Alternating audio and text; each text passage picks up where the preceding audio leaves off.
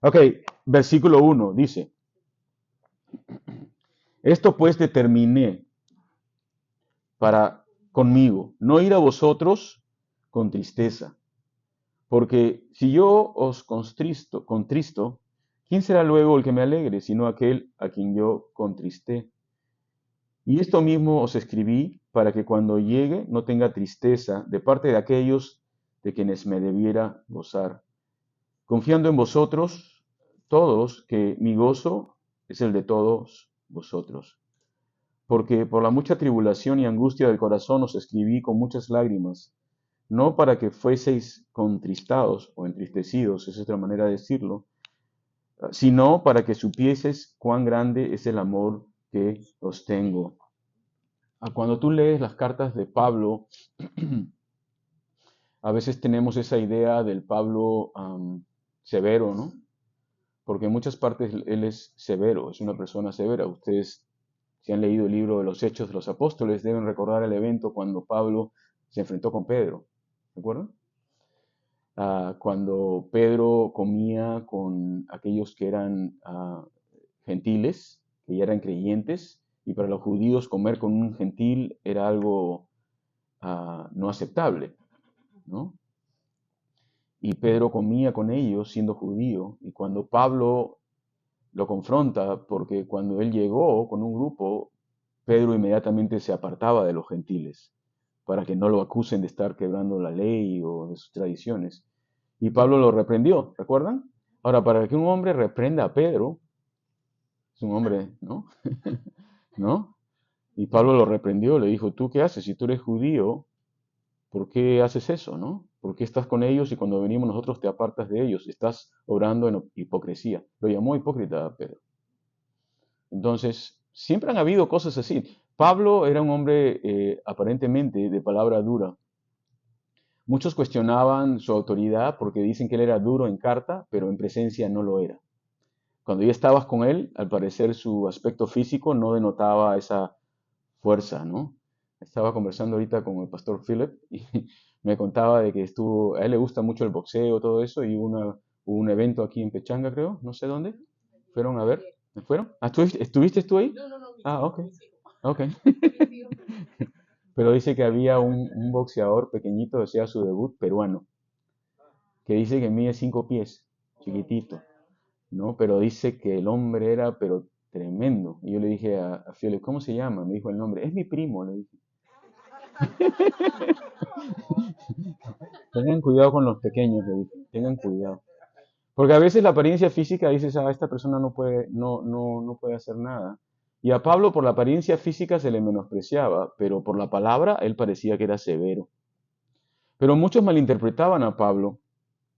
Y Pablo va a decir aquí que él les escribía a veces con severidad por el gran amor que les tenía. No porque era ¿cómo se dice en otro? ¿Ah? Alcahuete no. Un refunfuñón, decimos en Perú. ¿Cómo se le dice? Un gruñón. No, no porque era un amargado. En realidad hay varios hoy día que yo los veo amargados cuando hablan, inclusive de los púlpitos. Siempre están amargados con todo el mundo. Y no sé por qué. Porque una de las marcas más grandes que debe haber en el cristianismo es el gozo. Aun cuando hablamos la verdad, tiene que haber gozo. Si no tenemos el gozo del Señor, entonces ¿quién quiere venir? Tiene que haber el gozo de Cristo en nosotros. Ahora, aun cuando se habla la verdad. Pero Pablo no era así. Pablo decía, miren, yo les he escrito y ha sido duro lo que he tenido que escribir porque tuvo que tratar problemas difíciles con los corintios y vamos a hablar esta mañana. Pero él dijo, lo he hecho así por el amor que les tengo. Su enseñanza y aún su reprensión estaba basada en el gran amor que él les tenía. Miren lo que dice el versículo 4 al final, sino para que supieses con cuán grande amor os tengo. Ahora, Pablo era una persona espiritual, pero también, aparte de ser espiritual, él sabía pensar las cosas. Y él decía, ¿cómo opero? ¿Cómo hago las cosas? Él determinó, dice, no ir a ellos por segunda vez con tristeza. Él reconoció que no era el momento todavía de visitarlos porque había tristeza en su corazón. ¿Por qué había tristeza? Por los problemas que habían en la iglesia. Y él dijo, no voy a ir a visitarlos en este tono, no quiero aparecerme nuevamente así. para no aparecer como que soy una persona que constantemente los estoy exhortando. Voy a esperar un poco, eso es lo que nos dice los primeros versículos. Porque si yo os contristo, ¿quién será luego el que me alegre, sino aquel a quien yo contristé? Y esto mismo os escribí, para que cuando llegue no tenga tristeza de parte de quienes me debiera de gozar. Pablo elige, en lugar de ir, escribir una carta. Y a veces eso es una buena solución, ¿no? Escribir una carta, mandar una carta.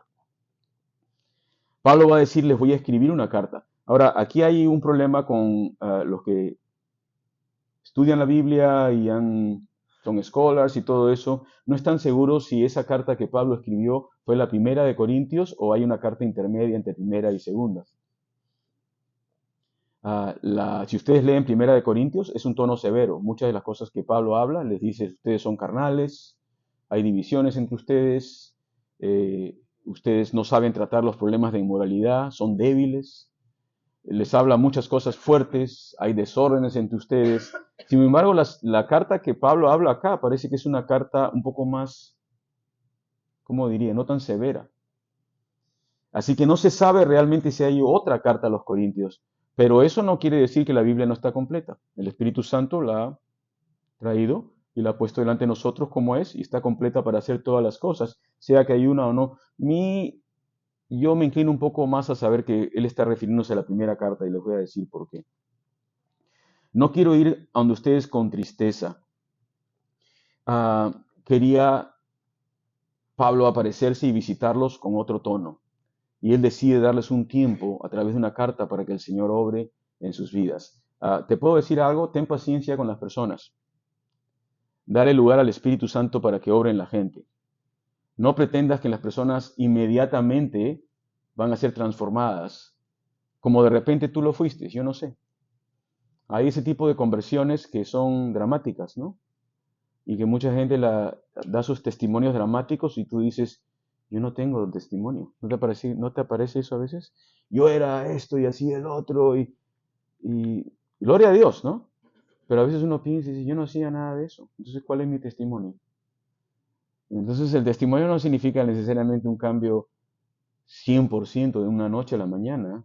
Y aparte hay muchas cosas que Dios obra en tu corazón y va cambiándolas a través del tiempo, ¿no? Hay cosas que no se ven. Lo más fácil a veces es lo externo, pero lo más difícil muchas veces son las cosas que nadie ve.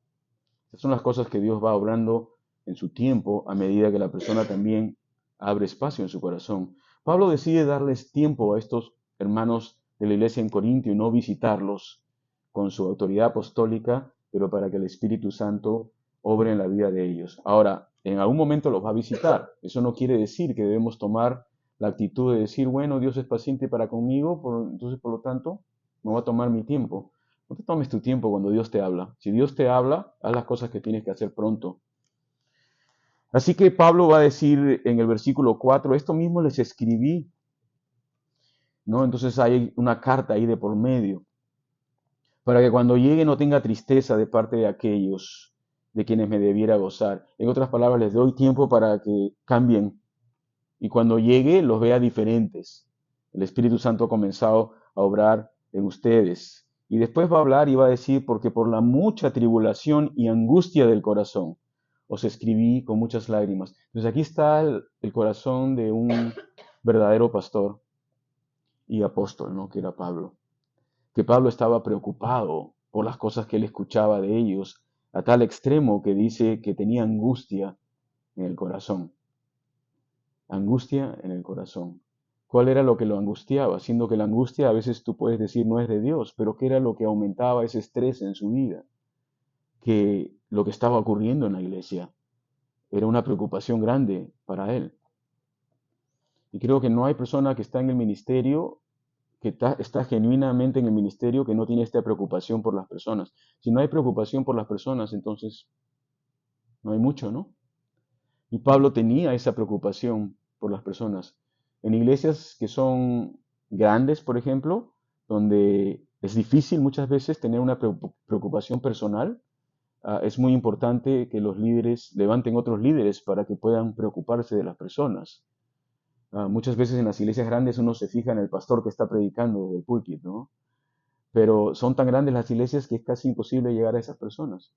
Y el error de muchos de nosotros es poner a esas personas en pedestales y decir, bueno, si no hablo con él, no, Dios no me va a escuchar. Y yo lo he vivido acá. Muchos piensan de que si el pastor no habla conmigo, no ora por mí, entonces no va a haber cambio. No pongas tus ojos en el hombre. Dios usa al hombre, 100%. Pero aprecia las cosas que Dios te está poniendo cerca a ti, ¿no? Y Pablo va a decir, y esto mismo yo les escribí. No sabemos dónde está esa carta, pero Pablo quería ir con un espíritu diferente, con un espíritu distinto, entrar en la iglesia y decir, wow, han habido cambios. ¿Por qué no dejamos esto detrás y seguimos a lo que está adelante? Tenía angustia en el corazón por ellos y les escribió con muchas lágrimas. Versículo 5 dice, pero si alguno me ha causado tristeza, no me la ha causado a mí solo, sino en cierto modo para no exagerar a todos vosotros. Le basta a tal persona esta reprensión hecha por muchos, así que al contrario, vosotros más bien debéis perdonarle y consolarle, para que no sea consumido de demasiada tristeza. Pues ahora Pablo escribe algo personal y nombra, bueno, no nombra, pero hace referencia a una persona que le había causado daño no solamente a él, sino en cierto modo a todos. Qué bueno que no nombra a la persona por nombre, ¿no? Qué feo sería que ese nombre esté ahí, ¿no? Y pase a nosotros. Una de las cosas que aprendí en este ministerio, aunque no, a veces he fallado, es verdad, y me dijeron una de las palabras claves cuando empezamos a trabajar como internos y todo eso, recuerdo hacíamos unos cursos, quizás ustedes los llevaron, se llamaba entrenamiento de discipulado, discipleship training, no sé si algunos llevó ese curso aquí, pero recuerdo que el pastor Mike nos hacía estudiar ciertas palabras en la Biblia que eran claves para aquellos que querían servir. Una de ellas, ¿sabes cuál era? Discreción. Sé discreto. Si estás sirviendo al Señor vas a escuchar muchas cosas, pero si quieres ser fiel y quieres ser usado, tienes que usar discreción. Tienes que saber escuchar y guardar. Y aquí Pablo usa de discreción, aunque está refiriéndose a una persona, no dice el nombre de la persona, pero él va a decir que esa persona le había causado no solamente a él, sino a todos una gran tristeza. Entonces es realidad, pasa en las iglesias. Y Pablo va a decir que le baste a tal persona esta reprensión hecha por muchos, pero que ahora debían perdonarle y consolarle para que no sea consumido de demasiada tristeza. Esto, como no hay un nombre y no hay una circunstancia, también ha llevado a muchos de los que estudian la palabra, scholars, a decir quién es esta persona. Yo no sé por qué siempre nos entra la onda de que somos detectives bíblicos, queremos saber cosas que no están. Es esta y es el otro y nos peleamos por quién es. Aquí simplemente Pablo no quiso decir quién era esa persona por algún motivo y el Espíritu Santo así lo inspiró. Así que no tratemos de ser detectives bíblicos o teorías de conspiración bíblica, ¿no? Por ahí, ¿no? Que hay varias ahora. ¿Quién es este hombre? No lo sabemos. Primera de Corintios habla acerca de otro hombre. Podemos hacer una referencia. Vayamos a Primera de Corintios capítulo 5.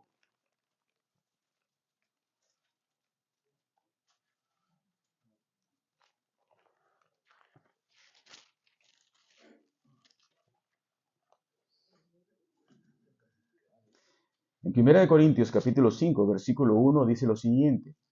De cierto, Pablo está escribiéndoles a ellos la primera carta, ¿no? De cierto se oye que hay entre vosotros fornicación, y tal fornicación que ni aun se nombra entre los gentiles, tanto que alguno tiene la mujer de su padre. Entonces, habían relaciones de incesto dentro de la congregación. Y Pablo va a decir que ese tipo de fornicación que estaba ocurriendo dentro de la iglesia ni siquiera se veía entre los gentiles. Y los gentiles eran bien sueltos en este tema. Y dice el versículo 2, y ustedes están envanecidos. ¿No debieras más bien haberlo lamentado para que fuese quitado de en medio de vosotros el que cometió tal acción? Pablo los reprende fuertemente porque les dice, ustedes no están haciendo nada al respecto. No han intervenido, están volteando los ojos para otro lado. No quieren mirar el problema. Y la Biblia dice que un poco de pecado leuda toda la masa, no estaba siendo tratado. Este es uno de los problemas más delicados que existen muchas veces dentro de las iglesias. ¿Qué hacer cuando hay pecado grosero, en este caso? ¿Cómo lidiar con ese problema dentro de la iglesia? Y hay órdenes bíblicos para hacerlo, dentro de lo que se llama disciplina de la iglesia, que tiene que haber disciplina, de igual manera como en una familia hay disciplina, ¿no? Cuando los hijos no actúan bien, tiene que disciplinarse. Pero al parecer los hermanos no querían disciplinar. O sea, decían, ya, no hay que hacer caso del problema, ignóralo. Y yo pienso que uno de los grandes errores en la iglesia a través de los años ha sido ignorar los problemas. Decir, no, pobrecito, todo esto es así, es la cultura, no hay que tocar ese tema. Pero en realidad hay un orden bíblico para tocarlo. Y Pablo va a nombrar dos cosas que son importantes recordar. Para mí son los dos extremos. Una es ignorarlo y la otra es actuar sin amor. Son las dos cosas que ocurren. O se ignora completamente o se actúa sin nada de amor. Y las dos cosas hacen daño.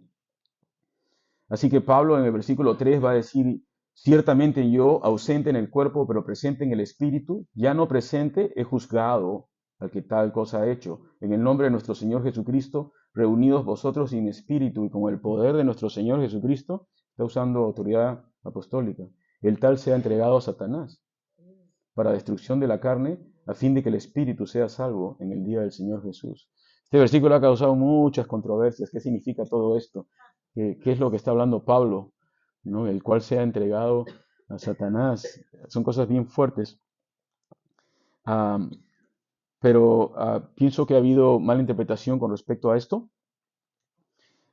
Pero el asunto es que esta persona, quien quiera que haya sido, había sido engañada y consumida por su propio pecado, que era la lujuria, ¿no? Y había traído un gran problema dentro de la iglesia. Estaba afectando la comunión de los hermanos y estaba afectando el funcionamiento en sí de la iglesia. Lo que Pablo va a decir básicamente, no quiero entrar en profundidad porque estamos estudiando 2 Corintios, es separan a este hermano de la congregación. Tiene que ser separado. Tiene que ser separado para que haya un proceso de arrepentimiento real en su vida. Mientras ustedes lo tengan sentado con ustedes y lo estén diciendo, ay, no te preocupes, todo está bien, no va a haber un cambio. En primer lugar, esa persona tiene que arrepentirse, dar evidencia de su arrepentimiento, en otras palabras, terminar con esta relación que él estaba y dejar que Dios comience a actuar en su vida, pero mientras tanto, él tenía que ser separado de la congregación. Eso es cuando hay pecado que es expuesto y hay rebeldía. Si hay expuesto y hay arrepentimiento es otra cosa, pero cuando hay rebeldía, tiene que ser separado. De otras maneras, eso comienza a crecer dentro de la propia congregación. Así que eso es lo que estaba ocurriendo. Pablo había dicho, había que separarlo, y eso había causado gran dolor a él, porque no era algo fácil para hacer. Yo he visto casos de disciplina dentro de la iglesia que ha sido duro, y muchas veces piensan que es fácil hacer estas cosas. No es fácil, porque uno mismo es ser humano, ¿no? Uno mismo está sujeto a pecado, y tomar estas decisiones a veces son duras. Quizás en nuestra historia aquí como Horizon, creo que un par de veces hemos tenido que hacer eso, 2 o 3. Y son decisiones muy duras que no le van a agradar a todos, pero que son necesarias ser tomadas, pero causan tristeza. No es que, no, te voy a sacar de la iglesia, como dicen.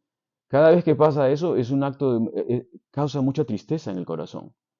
A mí me ha causado tristeza, lo he visto, me ha causado pena y nos debe llevar a misericordia. Y no solamente eso, que debemos tener en mente que nosotros también podemos caer. Y de la misma manera como tratamos a otros, vamos a ser tratados. Así que hagámoslo con misericordia, aun cuando hay que ser firmes, que haya misericordia, porque lo que buscamos es la restauración y el perdón. Eso es lo que estamos buscando al final. Así que Pablo habla de estos asuntos, él va a decir, bueno, en la segunda de Corintios, en capítulo, lo que estamos viendo ahorita, va a decir que había una persona que le había causado mucha tristeza. Lo más probable es que fue esta persona. No sabemos a ciencia cierta si fue él, pero la mayoría piensan que sí. Pablo está hablando de esa persona. Y él va a decir lo siguiente, me causó no solamente dolor a mí, sino a muchos de ustedes.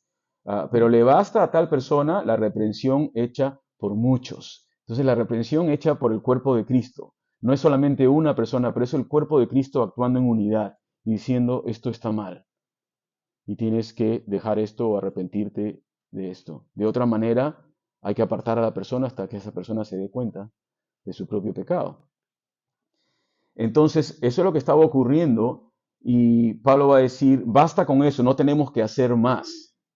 No tenemos que ir a perseguir a la persona, no tenemos que hacer más, ya basta con la reprensión. Ahora tenemos que dejarle lugar al Espíritu de Dios para que actúe en la vida de esa persona.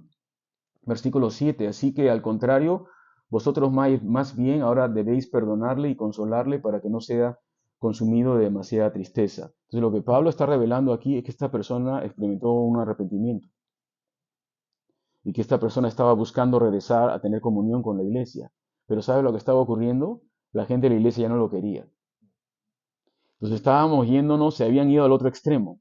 El primer extremo era que no quisieron intervenir en el problema porque, por muchos motivos, no sabemos, ¿no?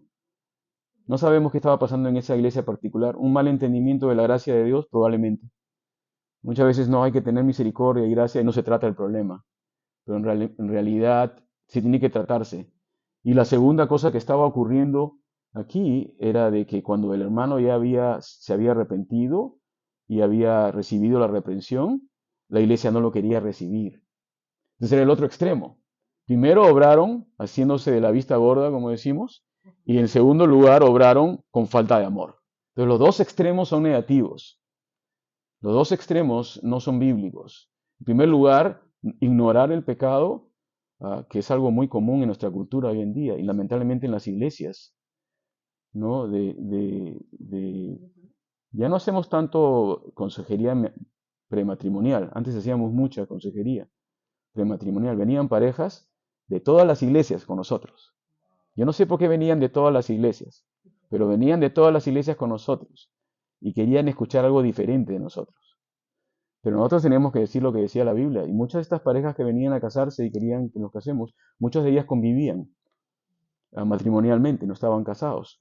Los llevamos a la escritura, le decíamos, eso se llama fornicación, es tener sexo fuera del matrimonio, no podemos hacer eso. Y muchos se molestaban con nosotros, se paraban de las clases y se iban. Otros se quedaban y trataban de conversar y conversábamos cuál sería el camino para la restauración y cosas. No era condenarlos, pero era hablarles la verdad de acuerdo a lo que dice la palabra de Dios. Ahora, en estos días hablar de estos temas es casi como que, ¿qué? ¿Todavía crees en eso? Sí, sí creo en eso, porque es lo que la Biblia dice. Yo no estoy yendo por la cultura, estoy yendo por lo que la palabra de Dios dice. La palabra de Dios se refiere a fornicación como todo acto sexual fuera del matrimonio. Todo acto fuera del matrimonio. Entonces, lo vemos aquí en la palabra de Dios y Pablo tiene que lidiar con estos problemas. Y Pablo va a decir, bueno, si la persona se arrepiente, tienen que recibirlo. Ahora ustedes tienen que trabajar en su propio corazón y recibirlo de regreso, no sea que sea consumido de demasiada tristeza. Digamos que la persona se ha arrepentido de verdad y ya no queremos nada con esa persona. Nuestra actitud puede hacer que su corazón se consuma y digan, bueno, entonces me voy al mundo, ¿no? Si nadie me quiere aquí, mejor me voy al mundo. Y he escuchado casos y he sido testigo de casos que ha pasado eso, que personas dicen, bueno, nadie me quiere aquí, mejor me voy como estaba antes. Y se van. Ahora eso es ya responsabilidad de cada persona, ¿no? Así que el apóstol le va a decir entonces, por lo cual os ruego que confirméis el amor para con él, que confirméis el amor para con él. Alguien dijo lo siguiente, deja que un hombre llore por su pecado y luego que se goce por dicho lamento, acordándose de lo que había pasado anteriormente. Pero la tristeza por el pecado, cuando es excesiva, puede destruir a una persona. Porque Cristo pagó por ese pecado, cualquiera que haya sido. A veces somos muy duros también con nosotros mismos, ¿no? Tenemos cosas que hemos hecho que seguimos recordándolas constantemente, ¿no? Y seguimos como autoflagelándonos, ¿no? Por las cosas que hemos hecho. Y llega un momento y tú tienes que entregarle eso al Señor. Y si sabes que Dios ya, yo no puedo seguir llevando esto, porque ese pecado lo llevó Cristo en la cruz y tienes que entregárselo a Él y dárselo a Él completamente. Pero tienes que ser sincero con eso también. Entregárselo al Señor para que no seas consumido de demasiada tristeza. Satanás es muy astuto y él muchas veces va a traer a tu memoria las cosas pasadas. La Biblia dice, el que está en Cristo es una nueva criatura. Las cosas viejas pasaron. ¿Pero sabes lo que dice Satanás? Excepto eso. Eso no pasó. ¿Te acuerdas? Y comienzan con los pensamientos y comienzas a recrear en tu mente muchas cosas. Es muy importante que uses el yelmo de la salvación, dice la palabra de Dios en Efesios, ¿no? El yelmo de la salvación va en la cabeza. ¿Por qué? Porque Satanás ataca en la mente. ¿Y cuál es el yelmo de la salvación? Que yo soy salvo por la gracia a través de la fe. No soy salvo por lo que hice o lo que no hice. Tengo que proteger mi mente con la salvación que Jesucristo me ha dado, que es por gracia, y no dejar que Satanás tire esos dardos ahí. Es humano, ¿no? Porque es una lucha diaria. ¿Quién no ha cometido errores o pecados en su vida que a veces siente que el pasado que lo está persiguiendo, ¿no? Iba a decir algo, mejor no digo. Es que es chistoso.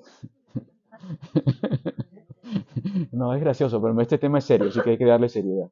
Entonces tengan cuidado con eso. Ah, entonces Pablo va a decir, os ruego que confirmen el amor con él, porque también para ese fin os escribí, para tener la prueba si vosotros sois obedientes en todo. Versículo 10. Y al que vosotros perdonáis, yo también, porque también yo lo he perdonado, si algo he perdonado, por vosotros lo he hecho en presencia de Cristo, para que Satanás no gane ventaja alguna sobre nosotros, porque no ignoramos sus maquinaciones. Entonces acá hay que masticar un poquito esto, ¿no es cierto? Porque acá interviene también nuestro enemigo, Satanás. Pablo les va a decir eso que él escribió para ver si son obedientes. Y muchas veces la obediencia va a tener que ir en contra de tus sentimientos. Porque yo no siento hacer esto. ¿Pero eres obediente o no? Hasta que no sienta, no puedo. No, es que la obediencia no está directamente relacionada con lo que tú sientes o no sientes. A veces no se siente nada. Pero tienes que obedecer porque es lo que la palabra de Dios te pone delante tuyo. Y Pablo va a decir, bueno, si ustedes perdonan, yo también. Y más aún va a decir, yo lo he perdonado. Si algo he perdonado, lo he hecho en presencia de todos vosotros. El tema del perdón es uno de los temas más amplios que hay en la Biblia, ¿no? En la propia cruz Jesucristo va a decir, perdónalos porque no saben lo que hacen. Es un tema que está desde el principio hasta el final. Es un tema bien complicado, bien difícil, en el cual lucha la naturaleza antigua y la naturaleza de Cristo. Las dos luchan dentro de nosotros. La naturaleza antigua es muy difícil perdonar. En la naturaleza en Cristo es una obligación perdonar, es un mandato. Y hay una lucha entre la carne y el espíritu. Pero hay varias cosas aquí. La primera es que muchos tenemos temor del perdón porque pensamos que el perdón es una especie de derrota. Hemos sido derrotados en este tema, por eso no queremos perdonar. Ahora, el otro aspecto es que muchas veces las personas que reciben perdón piensan que malinterpretan el perdón. Eso ya no nos corresponde al que perdona, le corresponde al que es perdonado. Pero muchos malinterpretan el perdón y lo toman de una manera barata y continúan haciendo las mismas cosas. Ahora, eso fue lo que pensó Pedro. ¿Se acuerdan cuando le dijo a Jesús, cuántas veces tengo que perdonar a mi hermano? En otras palabras, es que mi hermano no cree en mi perdón, sigue haciendo lo mismo. Considera que el perdón es barato. Y ya me cansé, ya no tengo más perdón. ¿Cuántas veces tengo que perdonarlo? ¿7 veces? ¿Cuántas veces debes perdonar a un ofensor? ¿7 veces? Y Jesús, ¿qué cosa fue lo que dijo? No 7, sino hasta 70 veces 7. En otras palabras, el perdón no va a estar en relación a lo que tú sientes. Como creyente vas a tener que perdonar. Si la otra persona, la cual es perdonada, toma tu perdón como algo barato, Dios va a juzgarlo. Dios va a lidiar con esa persona. Porque aunque la gracia de Dios es algo lindo, tampoco la gracia de Dios no puede ser gratis, ¿no? Ni barata. Es gratis en el sentido que no la merecemos. Pero si constantemente estamos abusando de esa gracia, llega un momento que Dios interviene y pone un punto final a ese capítulo. Así que Pablo va a decir, miren, tienen que hacerlo, tienen que perdonar. ¿Por qué? Va a decir los corintios, pero ¿por qué? Y Pablo les dice, para que Satanás no gane ventaja sobre nosotros, pues no ignoramos sus maquinaciones. Entonces, Satanás está presente en este tema siempre, está dando vueltas cuando hay estos problemas.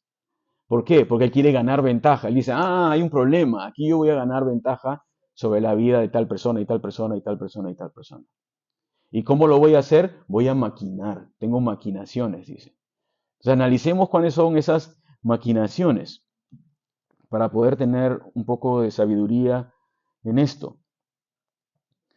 Ah, él, en primer lugar, trata de sacar ventaja de nuestros errores personales y también nuestros errores como iglesia, pienso yo. Puede ganar ventajas. Y como individuos. En otras palabras, él es como ese astuto comerciante que trata de sacar ventaja. Es como digamos, como un chupasangre, así. Quiere sacar ventaja de los problemas de las personas.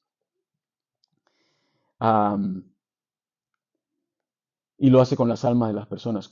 ¿De qué manera lo hace? ¿Cómo es que él gana ventajas? La palabra griega para ventajas, es un pequeño aquí estudio, es la palabra pleonecteo.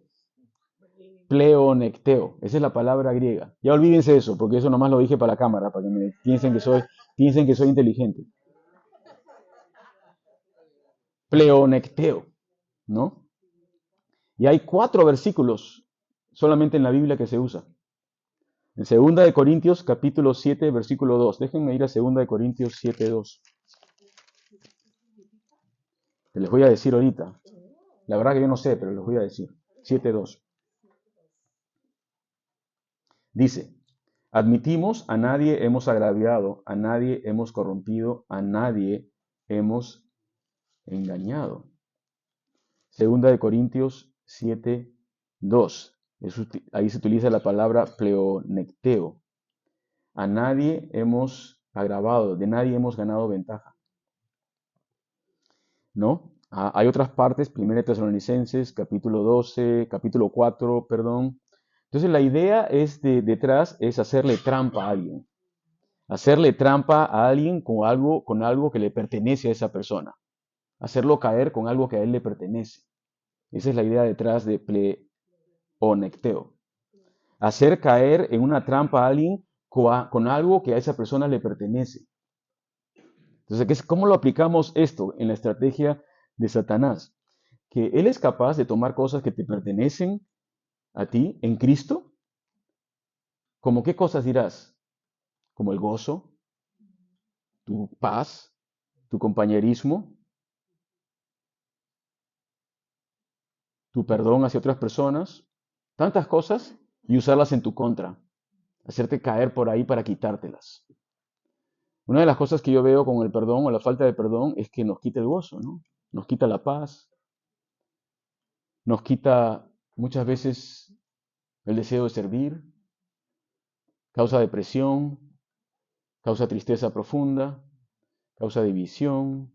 ¿Cuántas cosas causa en la vida de las personas? Son maquinaciones de Satanás. Está tratando de sacar ventaja sobre la vida de una persona. Así que tiene estrategias. Y el retener el perdón sobre la persona que realmente se ha arrepentido, el retener el perdón sobre la persona que realmente se ha arrepentido es caer en el juego de Satanás. Es caer en su juego. Y en ese momento él puede sacar ventajas, porque tu fe está siendo puesta a prueba. Entonces, las maquinaciones. Acá tengo 3 cosas que estaba pensando. Maquinaciones tiene que ver con estrategias, ¿no? Es la idea de cuando vas a un partido de fútbol. Anoche perdió San Diego, ¿no? ¿Vieron el partido? Qué pena, ¿no? Ya pensé que íbamos a jugar, pensé que le íbamos a ganar a Messi, ya no le vamos a ganar, ¿no? Pero es como cuando vas a hacer un partido y te sientas y haces una estrategia, ¿no? Una maquinación. ¿Cómo vences al rival? ¿Cómo lo derrotas al rival? Entonces, de la misma manera, Satanás dice aquí que él tiene estrategias o maquinaciones que usa en contra de nosotros para sacar ventaja. Entonces, en el caso específico de lo que había ocurrido o probablemente ocurrió aquí en Corinto, hagámoslo esto como un caso de estudio. ¿Ok? ¿Cómo funciona esto? Primero, la estrategia de Satanás para ganar ventaja sobre este individuo y sobre la iglesia era hacerlo caer con la lujuria. Eso fue la primera estrategia. Y la lujuria es la que hace caer a un montón de gente, sobre todo cuando no se enfrentan los problemas. Y hace caer un montón de gente y causa problemas en las familias, causa problemas en las parejas, causa problemas en la iglesia, causa todo tipo de problema personal. Entonces su primera estrategia es un ataque frontal. ¡Pum! porque nos conoce. Esa es la primera. Ahora, con respecto a la iglesia, ¿cuál fue su estrategia? ¿Sabes cuál fue su estrategia? No hagan nada. Pobrecito, entiéndanlo, tiene problemas. Esa fue la estrategia de Satanás. No intervengan los líderes, no, ora nomás, no hagas nada. Y dejaron el problema seguir creciendo y creciendo. Eso también es estrategia de Satanás. Muchas veces ocurre, otras veces no, pero es así. Así lo veo al menos en este caso. Y luego su estrategia fue cuando el hombre se arrepintió. ¿Sabes cuál fue su estrategia? No lo perdonen, bótenlo. Esa es la otra estrategia. ¿Te das cuenta cómo Satanás obra detrás de cosas que no deberían ser? Hay un orden bíblico para tratarlas. ¿Y cuál era la estrategia o la maquinación de Satanás en contra de Pablo en todo este asunto? ¿Cuál creen ustedes que era? Porque ya hemos visto en contra del sujeto o el hermano que hizo el pecado, en contra de los líderes de la iglesia que no actuaron, pero Pablo también estaba siendo afectado porque él dijo, me ha ofendido a mí. ¿Cuál era el problema con Pablo de la estrategia de Satanás? ¿Sabes cuál era? Lo que quería Satanás con Pablo es hacerlo enojarse, estar triste y deprimido como líder. Eso es lo que quería Satanás. Que Pablo pierda su gozo, que Pablo pierda su paz y que esté angustiado todo el día. ¿Y no es eso lo que hace el pecado? Nos vuelve así, nos vuelve gruñones y angustiados y con problemas. O sea, quería quitarle el gozo de servir a Pablo a través de todo eso. Pero Pablo se va a dar cuenta y dice, hey, acá hay detrás, hay alguien que está haciendo todo esto. Entonces tenemos que, ¿cuál es la solución para todos estos problemas? Tenemos que regresar al orden bíblico. Tenemos que hacer las cosas de acuerdo a lo que dice la palabra de Dios, la instrucción de la palabra de Dios. Aun cuando tratamos estos problemas, tiene que ser bíblicamente tratados, ¿no? Entonces, pasamos a otro tema, ¿no? Porque ya como que los veo así todos así mirándome. Dice, cuando llegué a Troas para predicar el Evangelio de Cristo, aunque se me abrió puerta en el Señor, no tuve reposo en mi espíritu, por no haber hallado a mi hermano Tito. Así, despidiéndome de ellos, partí para Macedonia. Mas a Dios gracias, el cual, a Dios gracias, el cual nos lleva siempre en triunfo en Cristo Jesús, y por medio de nosotros manifiesta en todo lugar el olor de su conocimiento. Porque para Dios somos grato olor de Cristo en los que se salvan y en los que se pierden. A estos ciertamente olor de muerte para muerte, y a aquellos olor de vida para vida. Y para estas cosas, ¿quién es suficiente? Pues no somos como muchos que medran falsificando la palabra de Dios, sino que con sinceridad, como parte de Dios y delante de Dios, hablamos en Cristo. Ahora Pablo le da un giro a la cosa, ¿no? Ya dejemos el asunto ahí, no vamos a estar hablando todo el día de ese tema. Ya tenemos que dejarle que Dios haga también su obra. Y Pablo va a decir este evento que cuando él llegó a Troas para predicar el Evangelio, esto fue cuando el Señor le abre la puerta a Asia, desde Asia hacia Europa, hacia Grecia, dice que se le abrió una puerta en el Señor. Pablo sabía reconocer las oportunidades que Dios le ponía adelante cuando se abrían puertas para predicar el Evangelio. Quiera Dios que tengamos ese discernimiento nosotros los creyentes, ¿no? Saber cuándo se abre una puerta. Y si se abre la puerta, entrar por ella, pasar por ella, que es una buena oportunidad para predicar el Evangelio. Me estaba contando el pastor Philip que él va su hija creo que trabaja en un lugar donde, ¿has visto esos hombres y mujeres? Son medios locos que se meten en esas recipientes donde hay hielo y agua fría y se meten ahí. Gente media loca, ¿no? Pero sí hay negocios aquí en San Diego. ¿Cómo se llama? Cold plunge, creo le dicen. Que los atletas dicen que hacen mucho eso. Una vez que has entrenado, te sumerges en hielo. ¿Harías eso tú? ¿Te sumergirías en hielo? Pero dicen que es muy saludable para el cuerpo. Dicen que se regula la presión arterial y no sé cuánto. Yo no sé qué tanto, pero te metes hasta acá en agua con hielo y te quedas 15 minutos ahí. ¿Ah? Bueno, el próximo bautizo lo vamos a hacer con cold plunge. Bueno, pero me estaba contando que, bueno, su hija trabaja en este lugar y él me dice que, dijo, yo nunca voy a hacer eso. Y su hija le hizo un reto y él aceptó el reto, porque cuando tus hijos te retan, tú aceptas. Y fue y se sumergió, dice, en el agua con hielo. Y ahora se ha vuelto fanático de eso. Ya para todo el día ahí metido en el hielo. Le encanta, dice que es bueno, que es saludable, yo no sé, están medio locos, pero bueno. La cosa es de que se hizo amigo del dueño de este local, que está en Chula Vista. Y ya lo conocen como el pastor Philip, porque le dijo que él es pastor, ¿no? El pastor Philip, pastor Philip. Bueno, se han desarrollado muy buenas relaciones con muchos de ellos y él ha empezado un estudio bíblico ahí en ese lugar, ¿no? Le han dicho, ya que eres pastor, tú no quieres venir a hablarnos aquí, ya, ¿por qué no haces algo acá? Entonces él ha empezado en un estudio bíblico, Cold Plunge Bible Study. Entonces todos están con hielo hasta acá y él abre su Biblia y hace su estudio bíblico ahí. Entonces, una puerta abierta, ¿no?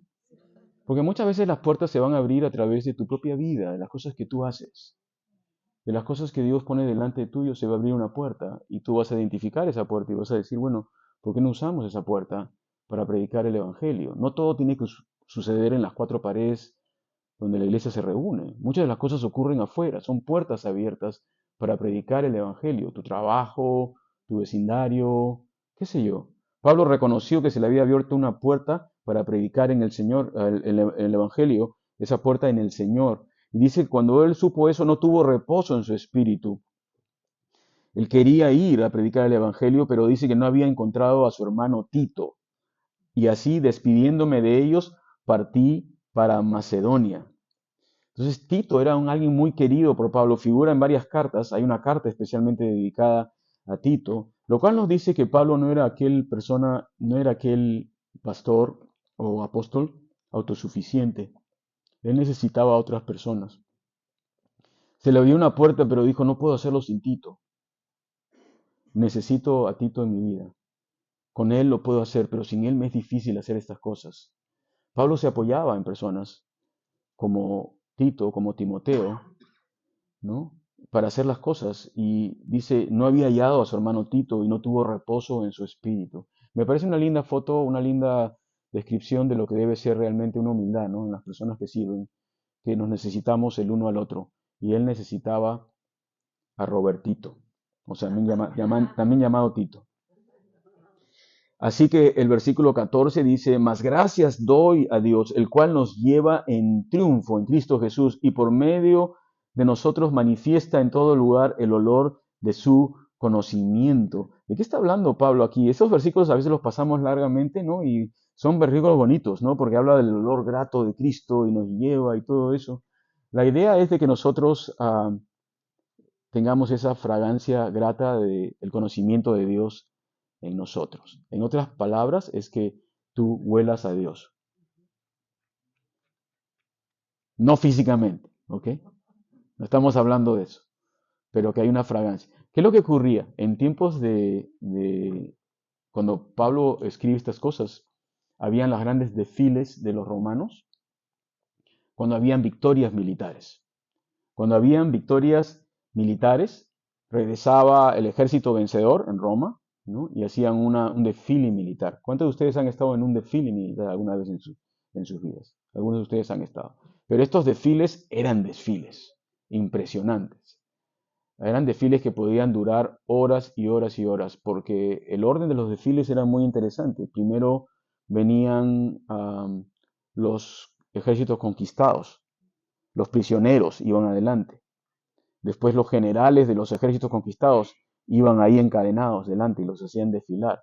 Y después que los desfilaban, les cortaban la cabeza.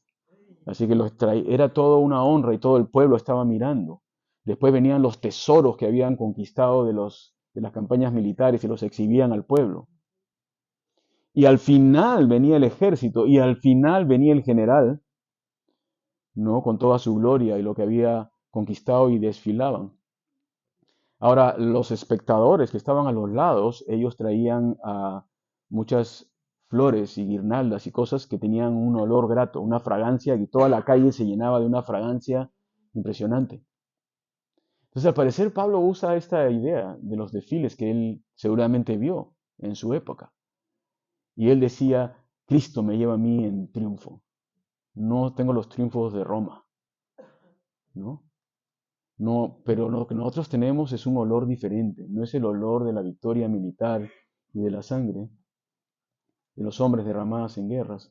Nosotros tenemos la fragancia del Evangelio de Cristo. Y cuando nosotros caminamos por esas calles, la gente lo percibe. Sabe que nosotros venimos en nombre de Cristo. Entonces, quizás la pregunta para mí, para ti es, ¿qué fragancia hay en tu vida? ¿Cuál es mi fragancia cuando salgo a interactuar con las personas? ¿No?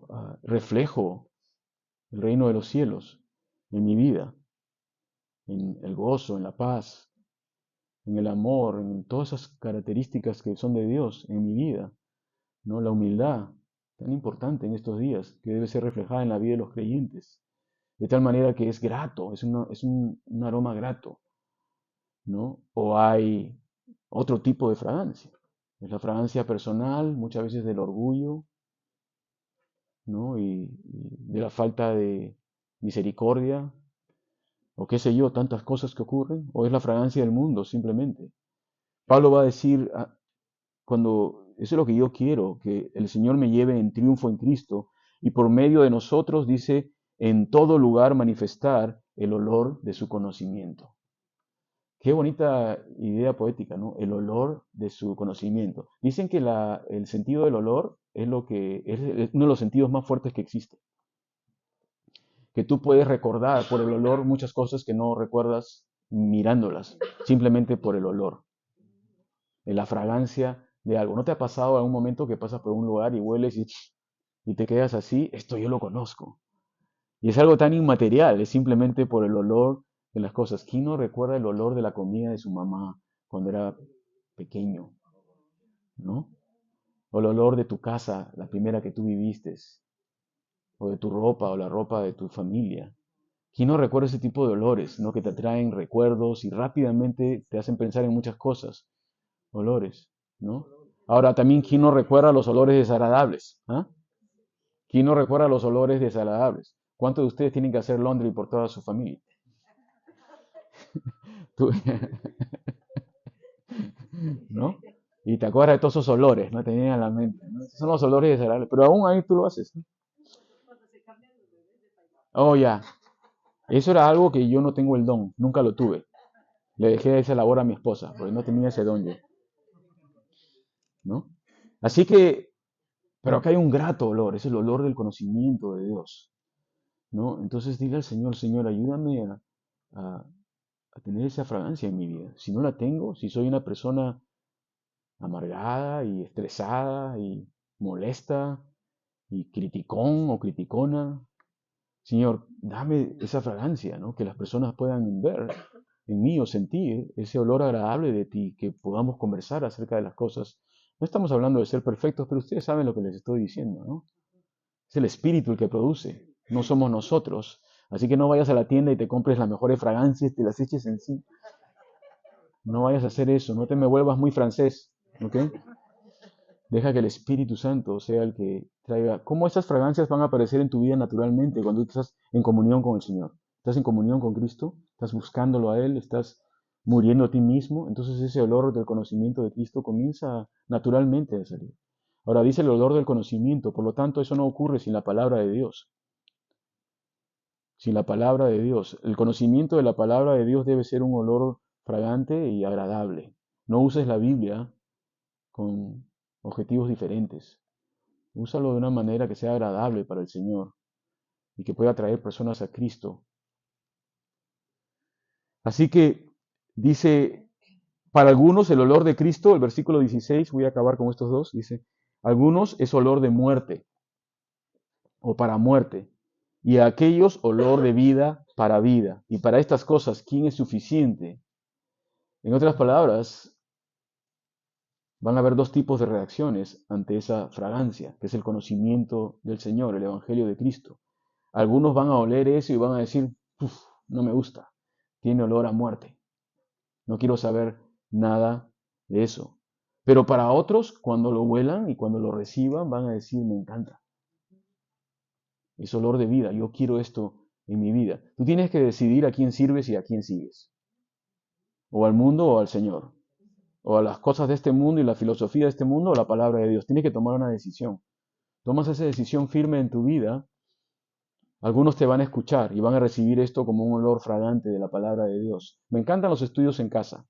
Cuando nos reunimos en casa y abrimos la Biblia, todo el mundo tiene una expectativa de qué es lo que va a decir el Señor y conversamos. Y es como un olor fragante que comienza a inundar el cuarto. Estamos hablando de las cosas de Dios. Pero entra un incrédulo ahí y se siente incómodo. Como que ese olor fragante no es muy fragante para la persona. Se siente con convicción probablemente, ¿no? Pero cuando entrega su vida a Cristo, eso cambia, ¿no? Y comienza a cambiar. Entonces, para algunos va a ser para vida, pero para otros, dice aquí, que va a ser, ¿para qué? Para muerte. Y Pablo va a terminar diciendo algunas cosas que tienen que ver con la manera en que él obraba. ¿Se apagó esto? ¿Sí? Se apagó, ¿no? Se acabó la batería, sí. ¿Quién necesita micrófono acá? Nadie. Hola, hola. Pero no funciona. A ver, entonces, ah, oh, perdón, se me moví mis notas. ¿Dónde estamos? Se me bajó la batería a mí, dice. También, de verdad. Ah, oh, acá está. Versículo 17. Pues no somos como muchos que medran falsificando la palabra de Dios, sino que con sinceridad, como de parte de Dios y delante de Dios, hablamos en Cristo. ¿O estás preparando un micrófono? ¿Un micrófono? Ya voy a acabar, no hay problema, creo. A ver. Gracias. No, ese micrófono. Ok. Pues no somos como muchos que medran falsificando la palabra de Dios, sino que con sinceridad y como de parte de Dios y delante de Dios hablamos en Cristo. En otras palabras, nosotros dejamos que el olor fragante salga, no lo cambiamos, no tratamos de adaptarlo al mundo para que el mundo diga, ay, qué bonito huele todo esto. No, muchas veces nadie te va a querer escuchar o muchas veces van a decir, esto no es para mí o van a criticar. No, recientemente andábamos, como saben ustedes, de vacaciones ahí con mi esposa, visitando a mi hermano en Alemania, y escucho ese pensamiento posmoderno, ¿no? ¿Cómo es posible que sigas creyendo estas cosas? ¿No? En la mentalidad posmoderna no existe nada absoluto, no existe la verdad. La verdad es de acuerdo a tu propia mente. Lo que tú digas que es verdad, eso es verdad. Entonces pueden haber 20 verdades o 1 millón de verdades y todo está bien. Esa es la mentalidad moderna. Entonces cuando tú presentas la verdad, y escucho muchas veces y veo y leo muchas veces, sobre todo en las páginas sociales, que dicen conoceréis la verdad y la verdad te hará libre. Y usamos este término políticamente, ¿no? Jesús no estaba hablando de la verdad política, estaba hablando de la verdad de su persona. Yo soy el camino, yo soy la verdad y yo soy la vida. Nadie viene al Padre si no es a través mío. Pero hoy día escucho personas hablar dentro de los círculos cristianos que usan versículos bíblicos completamente fuera de contexto. Jesucristo estaba hablando acerca de la verdad de su persona, quién es Él. Y esa es la verdad que te hace libre. Esa es la verdad que cambia tu destino final. Esa es la verdad que te va a llevar a su presencia un día. Esa es la verdad que va a transformar tu vida, no las verdades de este mundo. Es verdad, valga la redundancia, que es necesario buscar lo verdadero en este mundo. Eso es verdad. Pero la verdad es una persona. Y punto. Es Jesucristo. Es la verdad absoluta, más tangible del universo. Él creó el cielo y la tierra. Él es el que nos sostiene con la vida. Él es la verdad. Y fuera de Él no hay verdad. No sé si crees eso. Fuera de Él no hay verdad. Así que en Él está la verdad. Y debemos poner nuestra confianza completamente en Él. Y no podemos medrar o falsificar la palabra de Dios. Como dice aquí, el riesgo era de que nosotros comencemos, o en aquel entonces Pablo y sus colaboradores, y habían algunos que probablemente comenzaron a falsificar la palabra de Dios. ¿Qué significa falsificar? Creo que lo relacionamos más a, por ejemplo, dinero falso, ¿no? Billetes falsos. Tienes que estar acostumbrado a las páginas de la Biblia e identificar cuando alguien te está falsificando lo que dice. Tienes que estar constantemente. Antiguamente se entrenaban a personas en el FBI aquí en los Estados Unidos, no sé si hasta ahora lo siguen haciendo, para identificar billetes falsos. Creo que ahora lo hacen máquinas, ¿no? Pero ¿sabes cuál era el entrenamiento para identificar billetes falsos? Ponían a una persona en un cuarto y lo hacían tocar billetes, creo que por 6 meses, 8 horas al día. De tal manera que ellos podían identificar un billete falso con solamente tocarlo. Ese debería ser nuestro nivel de discernimiento como cristianos maduros. Que tú puedas tocar este libro, no en el sentido físico, pero darte cuenta si alguien te está pasando algo falsificado que no es verdadero. Va a parecer igual, pero el Espíritu te va a decir, acá hay algo raro. Están tratando de torcer esto no es lo verdadero. Están retirando una palabra, están retirando la otra, están cambiando esto, están cambiando el otro, suena diferente y tienes discernimiento para darte cuenta, esto no es verdadero. Como les digo el ejemplo, aquellos que estaban usando ese versículo con fines políticos. Yo digo, un momento, eso es falso, eso es evangelio falso, eso no es lo que dice Jesús. Te lo van a presentar como verdadero, pero no es verdadero. Así que ejercitar nuestro discernimiento requiere el uso de la palabra de Dios constante en tu vida, para que no te engañen con mensajes falsificados de la palabra de Dios. Pero dice Pablo que él lo hacía con sinceridad, como parte de Dios. Alguna vez expliqué esto, la palabra sinceridad o sincero en tiempos de Pablo tenía que ver con las velas que eran hechas de cera, ¿no? Cuando se vendía, por ejemplo, a un tipo de ¿cómo se dice pottery? Vasijas. No, se vendían vasijas, muchas vasijas, ¿no? Muchas de ellas el precio era si estaba entera o si estaba quebradita. Si estaba quebradita, entonces se vendía más barato. Pero los comerciantes, como siempre son bien vivos, agarraban cera y derretían la cera y llenaban los huecos. Y ahí los pintaban. Y vendían como que estaba nueva. Entonces, cuando tú ibas a la tienda a comprar una vasija, decías, yo quiero una sincera. O sea, dámela, no me engañes. ¿Y cómo la probaban? Con fuego, ¿no? Si era cera, se derretía. Entonces, Pablo va a decir, yo hablo con sinceridad. O sea, yo no uso cera para el mensaje. Yo no lo cubro. Hablo tal como es, con sinceridad. La sinceridad nos puede costar la crítica de muchas personas, pero es mejor ser sinceros. Primeramente tú con Dios, no uses cera en tu vida. Si tienes quebraduras en tu vida, no las tapes con cera y ignores lo que Dios te está diciendo. Deja que el Espíritu Santo revele todo eso en tu vida y dárselo a Dios. Sé sincero con Dios. A eso es lo que nos estamos refiriendo. Y con las personas también sé sincero. Sé sincero con Dios y sé sincero con las personas. Y sé sincero con la manera que tú presentas la palabra de Dios a otras personas. No trates de cubrirla. Revélala tal y como es y deja que Dios obre en la vida de esas personas. Porque con sinceridad, como de parte de Dios y delante de Dios, hablamos en Cristo. Quiera Dios que las personas que hablan las cosas de Dios entiendan estos dos principios. Y con eso termino ahora sí. Estamos hablando en Cristo, como de parte de Dios. En otras palabras, Dios nos ha encomendado decir esto. Y segundo lugar, lo estamos haciendo no delante de ustedes, sino delante de Dios. Entonces Dios me va a tomar a mí cuentas de las cosas que yo dije y las cosas que no dije, y si fui sincero o no fui sincero. Y lo mismo con ustedes, con cada persona que comparte del Señor. Acuérdense que lo estamos haciendo delante de Dios, no lo estamos haciendo delante de los hombres solamente. Amén. Entonces, hasta ahí llegamos con el capítulo 2. ¿Sí? Terminamos el capítulo 2 y ya avanzamos al 3 la próxima semana. Señor, gracias nuevamente por tu palabra de esta mañana. Señor, gracias que a través de lo que escribe Pablo, inspirado por el Espíritu, podemos, Señor, entender y comprender un poco más acerca de nuestra propia naturaleza, pero también podemos entender, Señor, que debemos obrar de acuerdo al orden bíblico en nuestras vidas, Señor. Debemos tener un espíritu que quiera obedecer o mostrar obediencia a tu palabra.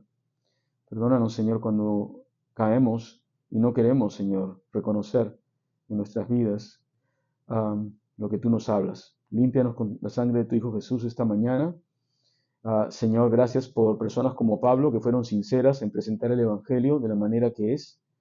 Señor, de la misma manera oramos que haya sinceridad en nosotros, sinceridad con respecto a ti, sinceridad el uno con el otro y sinceridad con respecto a tu palabra, que lo hagamos lo mejor posible con toda sinceridad. Y si estamos equivocados o estamos errados en algunos aspectos, tú haznoslo saber, Señor. Muéstranos para poder corregir. Pero queremos ser sinceros en primer lugar contigo, Señor.